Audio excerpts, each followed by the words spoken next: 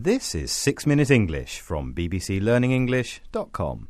Hello, I'm Yvonne Archer and this is 6 Minute English.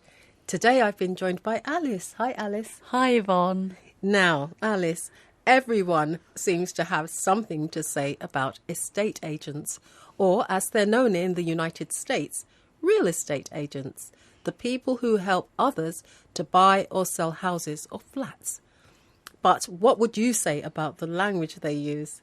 Oh, it can be very descriptive, and often they make things sound better than they really are. I have to agree with you on that one. Well, estate agents do seem to have a language all of their own. For example, if they describe a house as characterful, what would you think they meant by that, Alice? Well, characterful, so full of character, perhaps old, unusual, and maybe that there are quite a few things that need fixing. Definitely. But before we go any further, let's have today's question.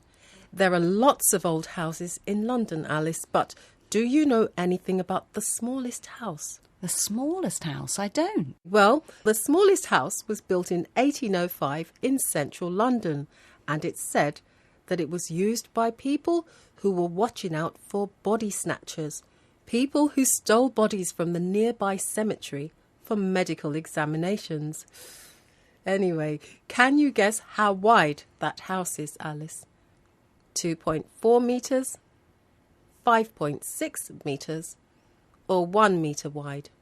Oh, I think I'll go for 2.4 metres. I can't imagine anything smaller. No, but I will tell you what the correct answer is later on.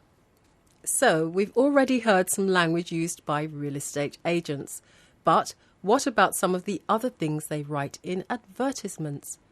In 1968, it became illegal against the law to advertise a house or a flat in a way that might discriminate against different groups of people or encourage discrimination. Listen to this example. Beautiful 3-bedroom house, close to temples. Alice, why might that language be seen as discriminatory? Well, it said close to temples, so maybe that might describe the perfect house for people of a certain religion. But it could also seem like the sellers and the estate agent won't sell the house to people of any other religion. So using the words close to temples could be used to exclude or discriminate against people of other religions or encourage discrimination against them. It's complicated. So estate agents have to be very careful about the language they use to stay within the law.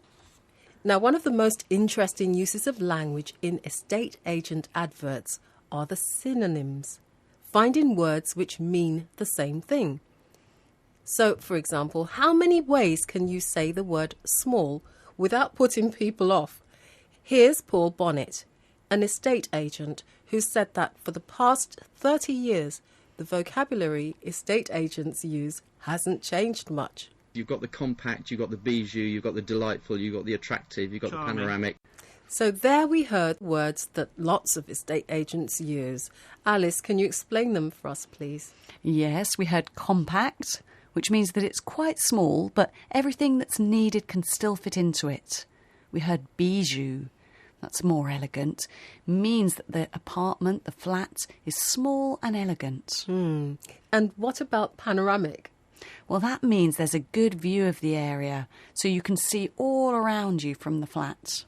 Now, Paul Bonnet wanted the adverts from his real estate agency to stand out from all the others, to be more noticeable so that they'd attract more customers. They decided to make their descriptions more poetic, like poetry. And of course, while factual descriptions appeal to or satisfy our heads, our intellect, poetry appeals to our hearts, how we feel. It does. So here's a factual description for a flat. 2-bedroom first floor balcony flat with superb sea views towards the Palace Pier. OK, we know there are 2 bedrooms, but did the description include anything that appeals to your emotions, Alice? Well, not really. I mean, superb sea views sounds quite nice, but nothing too attractive. No. So let's hear a more poetic description of the same flat by the poet Paul Lyle. He's helping Paul Bonnet write his adverts.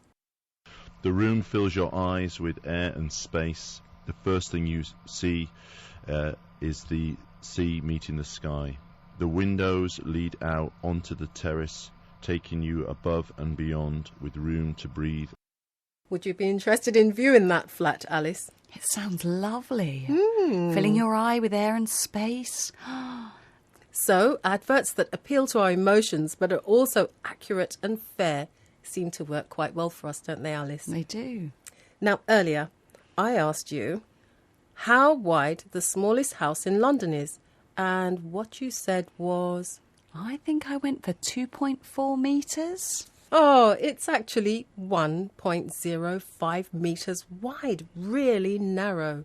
So compact and bijou. But that's all for today's 6-Minute English. Join us again. Bye-bye. That was 6 Minute English from bbclearningenglish.com.